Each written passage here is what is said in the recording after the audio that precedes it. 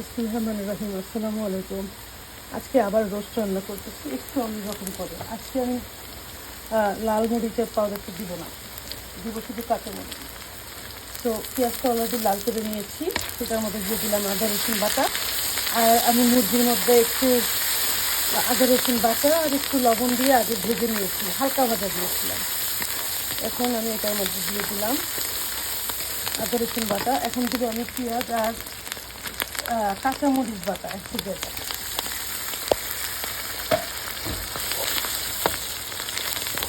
এখন দিয়ে দিব আগে থেকে রেডি করে রাখা টক দই আর বাদাম পেস্ট, সাথে হলো কিশমিশ পেস্ট, সব একসাথে পেস্ট করেছি। বাদাম, কিশমিশ আর বেরেস্তা, টক দই, সেটাকে খুব ভালো করে মিশিয়ে এখন কষাবো। আর কষাই নিয়েছি অলরেডি। আমার আম্মু হলো এরকম সাদা রোস্ট পছন্দ করে। সেদিন যে আমি মরিচের পাউডার দিয়েছিলাম, তাই আমার আম্মু বলে কেন মরিচের পাউডারটা দিলা, এই জন্য আমি একটা কাঁচামরিচ দিয়ে রান্না করতেছি। আর আমি যে এখন টমেটোর পেস্ট দিব, মানে টমেটোটা ব্লেন্ড করে, তাহলে তো কালারটা একটু রেড হয়ে যাবে না।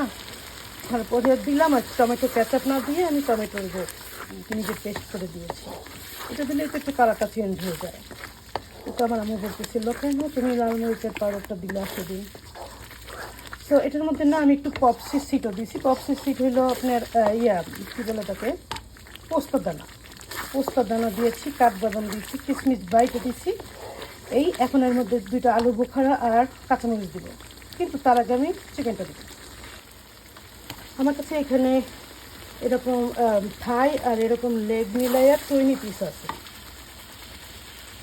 দিয়ে দিচ্ছি সব। এই তো এখন দেখতে এরকম কালার দেখাচ্ছে। এটার মধ্যে এখন আমি দিয়ে দিব কতগুলো আস্তা কাঁচামরিচ, লাল আর সবুজ, হলুদ আর সবুজ মিক্স করে দিয়েছি, তাহলে দেখতে সুন্দর লাগবে।